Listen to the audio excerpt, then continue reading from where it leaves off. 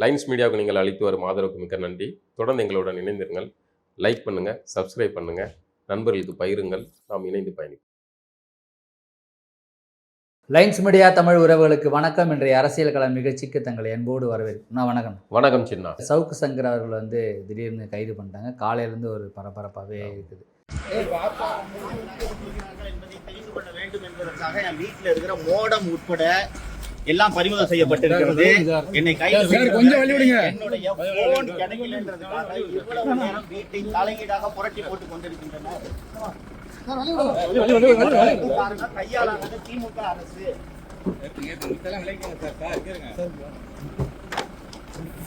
அதனுடைய பின்னணி என்ன திடீர்னு ஏன் அந்த மாதிரியான திடீர்னுலாம் இல்லை. சவுக்கு சங்கர் நீண்ட நாட்களாகவே கைது செய்யப்படுவார் அப்படிங்கிறது அவருக்கும் தெரியும். பலருமே எதிர்பார்த்துக்கிட்டு தான் இருந்தாங்க. அது இதுதான் நடக்க போகுது அப்படிங்கிறது. அதை எதிர்பார்த்துக்கிட்டு தான் சவுக்கு சங்கரும் காத்துக்கிட்டு இருந்தார். ஏன்னா அவர் அரசை கடுமையாக விமர்சிக்கிறது அல்லது இந்த ஆட்சியை அப்புறப்படுத்தணும் அப்படிங்கிறதுல அவர் தீவிரமாக இருக்கார். அதுக்கான வேலைகளை செய்கிறாரு. காவல்துறையை கடுமையாக விமர்சிக்கார். காவல்துறை அதிகாரிகள் மீது கடுமையான விமர்சனங்கள் வைக்கார். எல்லாமே சேர்ந்து ரொம்ப நாளாக எதிர்பார்க்கப்பட்ட கைது தான் இன்றைக்கி நடந்தது. அது சவுக்கு சங்கருக்குமே தெரியும். இன்றைக்கி அதிகாலையில் இப்படி பண்ணுவாங்கன்னு எதிர்பார்க்கல. நாளைக்கு ஆமாம், ஏன்னா வெள்ளி சனி இல்லை, சனி ஞாயிறு விடுமுறை, நாளைக்கு தான் நீங்கள் போவீங்க, மண்டே போகணும். அப்போ அதுக்குள்ளே இதாயிரும் அப்படிங்கிறது ஒன்று. ஆகவே இது எதிர்பார்க்கப்பட்ட கைது தான். என்ன வழக்கம் போல் புகார் சவுக்கு சங்கர் அதுமாக இருக்காது, போலி புகார், பொய் புகார் அப்படிங்கிறது. பொதுவாக ஆட்சியில் இருக்கிறவங்களுக்கு இந்த மாதிரியான விமர்சனங்கள் பண்ணக்கூடியவர்கள் மீது அரசு ஒரு கவனத்தை வச்சுக்கிட்டு தான் இருப்பாங்க. அது எந்த ஆட்சியில் இருக்கிறவங்களும் வந்தாலும் தான். அதில் திமுக சவுக்கு சங்கருக்கும் இதே சவுக்கு சங்கர் தான் திமுகவுக்கு மாஞ்சி முட்டு கொடுத்தார் முன்னாடி 21 தேர்தலை ஒட்டி. பின்னாடி அப்போவுமே நம்ம சொன்னோம் இவங்க வந்தாலும் இதை தான் செய்வாங்க அப்படின்ட்டு. பின்னாடி அதே திமுக கூட முரண்கள் வருது, இதாகுது, விமர்சனங்கள் அதிகமாகுது, அப்படி இப்படின்னு அந்த மோதல் போக்கு அதிகமாக போயிட்டே இருக்குது. இதுதான் சவுக்கு சங்கருடைய வழக்கில் இருக்கிற சிக்கல். இப்போ இவ்வளோ பிரச்சனைகள்லாம் வருது இல்லை? இப்போ சவுக்கு சங்கரை எப்படி கைது பண்ணுறது மக்கள் பார்த்துட்டு தான் இருக்காங்க, எந்த மாதிரியான காரணங்களுக்கு அப்படின்னு. இது திரும்பவும் திமுக இல்லை, இது அரசுக்கு என்ன கேட்டால் அதுதான் அதிகாரிகள் என்ன முடிவுனாலும் எடுக்கலாம். ஆனால் ஆட்சியில் இருக்கிற ஆட்சியாளர்கள் தான் மக்கள்கிட்ட போய் வாக்குகள் கேட்க போகிறீங்க நீங்கள். இதையெல்லாம் எல்லா ஊடகங்களில் இன்றைக்கி முன்ன மாதிரி யாரும் ரகசியம் தூக்கிட்டு போய் அரெஸ்ட் பண்ணி யாருக்கும் தெரியாத மாதிரி வைக்க முடியாது. இப்போது எல்லாம் உடனுக்குடனே சமூக வலைதளங்களில் வருது, மக்கள் பார்க்குறாங்க. ஏற்கனவே திமுக ஆட்சி மீது மக்களுக்கு அதிருப்தி இருக்குது. அதோட சேர்த்து இந்த மாதிரியான கைது சம்பவங்கள்லாம் நடக்குது, விமர்சனங்கள் வைக்கிறவங்க, இது எல்லாருமே பொதுமக்கள்கிட்ட என்ன பேசிட்டே இருக்கும். இப்போ அந்த புகார் கொடுத்தவங்க அது பின்னணி எல்லாமே உடனடியாக திடீர்னு நடந்த மாதிரியான பேச்சுகள் ஓடுது. அப்போ பொதுமக்கள்கிட்டையுமே அந்த சந்தேகம் வரதானச்சு. சவுக்கு சங்கர் திமுக அரசை கடுமையாக விமர்சிக்காரு, அதனால் கைது பண்ணுறாங்க அப்படிங்கிறது தொற்றம் தான் வருமே வெளியே. இந்த புகார் இது அதெல்லாம் இல்லை. அது எதுவுமே உண்மையான புகாரா இல்லையாங்கிறதுலாம் மக்கள் நம்ப போகிறதும் கிடையாது. ஏன்னா இந்த மாதிரியான அரசை விமர்சிக்கிறவர்களை கைது செய்கிறதுக்கு ஏதாவது ஒரு புகார், எந்த நாள் நீங்கள் சாதாரணமாக பைக்கில் போனீங்க, பைக்கில் ஒருத்தரை இடிச்சிட்டீங்க அப்படின்னு சொல்லி இவங்களை கைது பண்ணாங்க. இந்தந்த வழக்குகளுக்கெல்லாம் இப்படி நள்ளிரவில் இப்படி அதிகாலையில் கைது பண்ணுற அளவுக்கு இந்த புகார் அவ்வளோ முதன்மையானதா? நீங்கள் இதே வழக்கு வேற ஒருத்தங்க மேலே நீங்கள் கொண்டு போய் புகார் கொடுங்களேன், அவங்களை கைது பண்ணிடுவாங்களா? இல்லை. ஏன்னா சவுக்கு சங்கருடைய அந்த காணொலி, சவுக்கு மீடியாவுடைய அந்த காணொலிகள் அதிகம் பேர்கிட்ட போய் சேருது. மிந்தி மாதிரி இல்லை. மிந்தி அவரை ஒவ்வொரு முறை கைது பண்ணும்போதெல்லாம் நீங்கள் கவனித்து பாருங்கள், ஒவ்வொரு ஸ்டேஜ்லேயும் அவருடைய செல்வாக்கு கூடிக்கிட்டு தான் இருக்குது. அவருடைய கைது விவகாரத்தில் அதை பின்தொடர்பாளர்களுடைய எண்ணிக்கை கூடிக்கிட்டே இருக்குது. இப்போ 8 லட்சத்துக்கு மேலே சப்ஸ்கிரைபர் நம்ம போகிறது. குறைஞ்சபட்சம் அவருடைய ஒவ்வொரு காணொலியும் 5 லட்சம் பேர் பார்க்குறாங்க. அப்போ பொதுமக்கள்கிட்ட அது ஒரு மிகப்பெரிய கருத்துருவாக்க இதாக மாறுது. சவுக்கு சங்கருடைய அரசியல் நிலைப்பாடில், அவருடைய பேச்சுகளில், வார்த்தைகளில் நமக்கு முரண்பாடு இருக்குது. அவருடைய எல்லா கருத்துக்களையும் யாரும் ஏற்றுக்கிட முடியாது. என்னுடைய கருத்துக்கள் எல்லாத்தையுமே நீங்களும் யாருமே ஏற்றுக்கிட வேண்டிய அவசியம் கிடையாது. அவருடைய வார்த்தைகள் அவர் தான் அதுக்கு பொறுப்பு. ஆனால் அவருடைய எல்லா கருத்துக்கள்லையுமே எப்படி ஏற்றுக்க முடியாதோ அது மாதிரி அவர் வைக்கிற சில கருத்துக்கள்லையுமே நமக்கு உடன்படக்கூடிய விஷயங்களும் இருக்குது. ஆனால் அரசு இந்த மாதிரியான கைதுகளை எல்லாம் செய்யும்போது அது பொதுமக்கள்கிட்ட அரசு மீதான, திமுக அரசு மீதான பார்வைகளை மாற்றவும், அது திமுக அரசு திட்டமிட்டு இது விமர்சிக்கிறவங்களெல்லாம் கைது பண்ணுறாங்க. அது என்னென்னா, திமுக அரசு இன்னும் 4 மாதங்கள் தான் இருக்குது. அந்த அணைய போகிற விளக்கு பிரகாசம் அறிவிங்க மாதிரி எவனாலும் வெறி அறிவே இருக்குது. இப்போ என்ன சூழல் மாறுது, பதட்டம் அடைஞ்சிடறாங்கல்ல, பதட்டமாயிட்டு ஒரு இந்த தேர்தலை எளிமையாக ஜெயிக்கலாம் அப்படின்னு திமுக ஒரு மிதப்பில் இருந்தது. இப்போ அந்த மிதப்பு வந்து மறையுது. கள நிலவரங்கள் மாறுது. விஜயுடைய வரவு, சீமான், அதிமுக, பாஜக அப்படி இப்படின்னு களமுனைகள் மாறுது. திமுகவில் இருக்க கூட்டணிகள் வந்து எந்த நேரம்னாலும் அத்துட்டு போகிறதுக்கான சூழல் இருக்குது. இப்பவுமே அதுக்கான வேலைகளை ஆரம்பிச்சிட்டாங்க. காங்கிரஸ் கட்சி வந்து திமுக கூட்டணியை விட்டு வெளியே போய் தாவேக விஜய் கூட சேரணும் அப்படிங்கிறதுக்கு அவங்க அரசியல் பண்ண ஆரம்பிச்சிட்டாங்க. டெல்லியில் போய் இது பண்ணுறாங்க, அங்கே போய் கோஷம் போட்டுக்கிட்டு இருக்காங்க. ஆமாம், இந்த திமுக கூட்டணி விட்டு காங்கிரஸுக்கு அந்த உடன்பாடு இல்லை திமுகவோட கூட்டணி. ஆமாம், திமுக அது ஒரு நெருடலாக தான் ஓடிக்கிட்டு இருக்கு. இங்கே செல்வ பிறந்தகை மாதிரியான ஆள்கள் பிடிச்சி வச்சுட்டு திமுக கூட தொடரணும் அப்படின்னு இருக்காங்க. அதுக்கு மாதிரி செல்வ பிறந்தகை பிடிக்காத கோஷ்டிகள் இருக்கும்ல, காங்கிரஸ்னாலே கோஷ்டிகள் தான், பல கோஷ்டிகள் தான். அப்போ செல்வ பிறந்தகை பிடிக்காத கோஷ்டிகள்லாம் வந்து டெல்லிக்கு படையடிக்கிறாங்க. அவங்க விஜய் பக்கம், விஜய்க்கு தான் செல்வாக்கு இருக்குது அப்படின்னு தோட்டத்தை உருவாக்கி அந்த பக்கம் மாறுறாங்க. இப்போ காங்கிரஸ் மாறுறதுனா கூடுதலே வந்து அப்படியே கள நிலவரம் மாறுங்க. கள நிலவரம் மாற அளவுக்கு காங்கிரஸுக்கு செல்வாக்கு இருக்கான்னு கேட்பீங்க. காங்கிரஸுக்கு செல்வாக்கு இல்லை. ஆனால் காங்கிரஸ் ஒரு தேசிய கட்சிங்கிற ஒரு இது இருக்குல்ல, தமிழ்நாட்டில் செல்வாக்கு கிடையாது.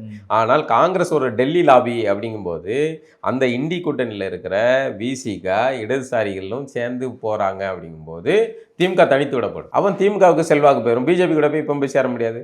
அதிமுக இருக்குது. அப்போ அதிமுக ஒரு தனி அணி, இந்த விஜய்க்கு தலைமையில் ஒரு தனி அணி உருவாச்சுன்னா திமுகவுடைய தோல்வி உறுதி செய்யப்படும். இப்படி சொல்கிற திராவிடம் தமிழ் தேசியம் சொல்கிற விஜய் வந்து காங்கிரஸ் கூட சேர்ந்து பயணிக்கிறதுக்கு விஜய்க்கா திராவிடமும் தெரியாது, தமிழ் தேசியமும் தெரியாது. என்னங்க விஜய்கிட்ட போய் திராவிடம் அது தெரிஞ்சிருந்தா எவனாவது வந்து திராவிடத்தையும் தமிழ் தேசியத்தையும் ஒன்றா பேசுவாங்களா? அப்போ நீங்கள் திராவிடம் ஒரு கண்ணு, தமிழ் தேசியம் ஒரு கண்ணுன்னு பேசும்போதே அங்கே ஒன்றும் இல்லை அப்படின்னு தெரிஞ்சு போச்சு. அப்படி இருந்தால் வந்து தர்க்க ரெண்டுமே நேர் எதிரானது. அதை கொண்டு போய் நீங்கள் ரெண்டும் இரு கண்கள் அப்படின்னு உருட்டினீங்கன்னா எப்படி? அது இதாகாது. திராவிடத்துக்கு நேர் எதிரானது தமிழ் தேசியம், ஆரியத்துக்கு நேர் எதிரானது தமிழ் தேசியம். அப்படிங்கும்போது ரெண்டையும் நீங்கள் கொண்டு போய் இணைச்சி பேசுகிறதே வந்து இது. அப்போ அது சும்மா ஓகே செட் ப்ராப்பர்ட்டி, இந்த செட் ப்ராப்பர்ட்டி தூக்கி போடு, கம்பெனி ஆர்டிஸ்ட்டை தூக்கி போடுங்கிற மாதிரி 4 வார்த்தைகளை போட்டு வச்சுக்கிட்டு அவங்க பண்ணுறாங்க. அவருக்கு என்ன கருத்தியல் அரசியல், தர்க்க அரசியல். அப்படி இருக்கிறவங்க வந்து ரசிகர்களை வந்து இந்த அளவுக்கு அரசியல் மயப்படுத்தாமல் விசிலடிச்சாங்க குஞ்சுகளாக வைப்பாங்களா? அது இல்லை. அவர் ஒரு தன்னுடைய இப்போ சினிமா பிரபலத்தை பயன்படுத்தி அவர் அதிகாரத்தை பிடிக்கணும்னு நினைக்காரு. அப்படி ஒரு சூழலில் இந்த சவுக்கு சங்கருடைய விஷயங்கள்லாம் வந்து பொது தளத்தில் பெரிய அளவில் இதை உருவாக்குது, இல்லை தாக்கத்தை உருவாக்குது. அப்போ சவுக்கு சங்கரை உள்ள தூக்கி வச்சு ஒரு 6 மாதம் உள்ளுக்குள்ளே வச்சுட்டா அடுத்தடுத்து ஏற்கனவே குண்டர் சட்டம் உச்சநீதிமன்றம்லாம் போய் அசிங்கப்பட்டு உச்சநீதிமன்றம் விரட்டி விட்டு அந்த உடச்சி வர்றாங்க. இப்போ திரும்ப மறுபடியும் வந்து கைது பண்ணி திரும்ப ஒரு தடவை இன்னும் 2 வழக்குகள் போட்டு அப்படின்னு கொண்டு போய் குண்டாஸில் வச்சோம்னா ஒரு 6 மாதம் எலெக்ஷன் முடிகிற வரைக்கும் உள்ளே வச்சிட்டோம்னா அது தாக்கத்தை குறைச்சலான்னு நினைக்கிறாங்க. இது வந்து என்னென்னா கல்யாணத்துக்கு சீப்பை ஒழிச்சு வச்சுட்டா கல்யாணத்தை நிறுத்திடலாம் அப்படிங்கிற மாதிரியான ஒரு மனநிலை. திமுகவுக்கு யார் இப்படி ஆலோசனை சொல்கிறாங்கன்னு தெரியல. ஆட்சியில் இருப்பவர்கள் தேர்தல் சமயங்களில் எந்தெந்த வேலைகளை செய்யணும், இதெல்லாம் செய்யக்கூடாதுன்னு இருக்குது. இப்போ வந்து சவுக்கு சங்கருக்கு இதாகிடப்போதா, குறைஞ்சிடப்போதா? அவர் வெளியே வந்து அதே இதை விட கூடுதலாக தான் வந்து இதாக போகிறாரு. இப்போ ஏற்கனவே சிறையை பார்த்த ஒருத்தனுக்கு வந்து மீண்டும் மீண்டும் சிறையை பார்க்குறது ஒன்றும் இது கிடையாது. இல்லாமல் அவர் இந்த மாதிரியான வேலைகளை தொடர்ந்து செஞ்சுக்கிட்டே இருக்காரு. அவரை கண்டுக்காமல் விடுறது தான் வந்து நல்ல ஒரு அரசியல்வாதிகளுக்கு இது. இப்போ நேற்று சீமான் அவர்களை வந்து அந்த மேடையில் பாரதியாருடைய நிகழ்வில் வந்து பெரிய பேசப்படல. இன்றைக்கி வந்து அவருக்கு சங்கீனா அப்படின்னு சொன்னதுக்கு அவர் ஒரு எதிர்ப்பு நிலை எடுத்து இன்னைக்கு ஒரு பிரஸ் மீட்டில் நிறைய விளக்கத்தை யார் என்னையாடா சங்கின்னு சொல்கிறீங்க, இருங்கடா போட்டு பிறக்கிறேன் அப்படின்னு நேற்று பாரதியார் இதில் வந்து போட்டு ராமசாமியாரை போட்டு பிளந்து தமிழை சனின்னு சொன்ன ராமசாமியாரையும் திராவிடத்தையும் போட்டு அங்கே பிளந்தார். பாரதியாரை தூக்கி வச்சு கொண்டாடினார். பாரதியார் தான் தமிழ்நாடு. பாரதியாருடைய சிறப்பை பேசிய சீமானவர்களுடைய உரை வந்து மிகச்சிறந்த உரை. அது ஒரு அற்புதமான பாரதியார் குறித்த ஒரு புதிய பார்வையையும் பாரதியார் மீதான மற்றவர்கள் கொண்டிருந்த அந்த பார்வை எல்லாத்தையுமே மாற்றக்கூடிய ஒரு தமிழர்கள் சார்ந்த ஒரு பார்வையில் பார்க்கறதுக்கான ஒரு அற்புதமான உரை சீமானவர்கள் பேசியது. அதில் வந்து திராவிட கூட்டத்தையும் ராமசாமியரும் போட்டு வெளுன்னு வெளுத்த உடனே திராவிட கோஷ்டிகள் எல்லாம் வந்து சீமான் RSS மேடையில் போய் பேசுகிறாரு, சங்கின்னு ஒரே ஒப்பாரி. ஓகே பேசுகிறா, சீமான் விரிக்கிற வலையை வந்து சிக்கிறாங்க. நீ பேசுடுங்கிறதுக்காக தான்டா அவர் அங்கே போய் பேசுகிறாரு. நீ அவரை எங்கே போய் பேசினாலும் அவர் என்ன பேசுகிறாருன்னு இருக்குல்ல, அதை சொல்கிறாரு. எந்த இடத்துல நின்று என்ன பேசுகிறோம் அப்படிங்கிறது இருக்குல்ல.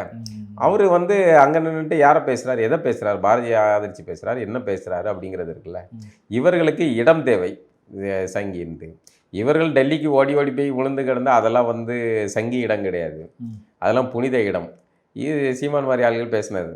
அப்போ அந்த சூழலில் அப்படி பேசுறியா, ஓகே அங்கே அவனை கதற விட்டுட்டு நேற்று என்ன சங்கின்னு சொன்னீங்களா, போட்டு இன்னைக்கு போட்டு அடிக்க அப்படின்னு திருப்பரங்குன்ற விஷயத்தில் வந்து சங்கிகள் செய்கிற அரசியலை போட்டு இன்னைக்கு ப்ரெஸ் மீட்டில் வந்து புலந்துக்கிட்டு இருக்காரு. அதனால் இப்போ அவர் எந்த நிலைமையில் இருக்காரு, அவரு சரியான நிலையில தான் இருக்காரு.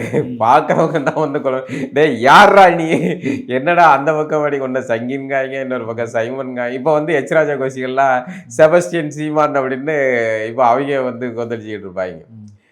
என்ன உனக்கு முருகனை வந்து இப்போ தொடுறதுக்கான நோக்கம் என்ன? மலையை வெட்டி குடைகிறாங்க, எல்லா மலையும் தான் முருகன் இருக்கிற மலை தானே, அதுக்கெல்லாம் நீ குரல் கொடுக்க மாட்ட, பேச மாட்டேன்.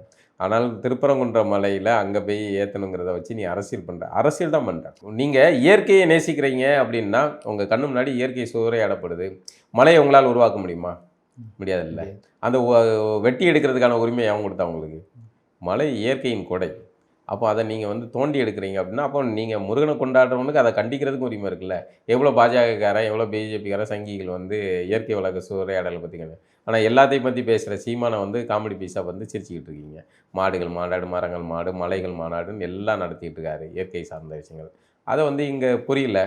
அது வந்து உங்களுக்கு நகைச்சுவையாக இருக்குது. இங்கே திருப்பரங்குன்ற விஷயம் உனக்கு இப்போ தான் திடீர்னு முருகன் தெரிஞ்சாரா? அப்போ முருகனை வந்து இங்கே வச்சு அரசியல் பண்ணுறதுக்கு நீ பயன்படுத்துகிற, அதுக்கான வாய்ப்பை வந்து திமுக உருவாக்குது.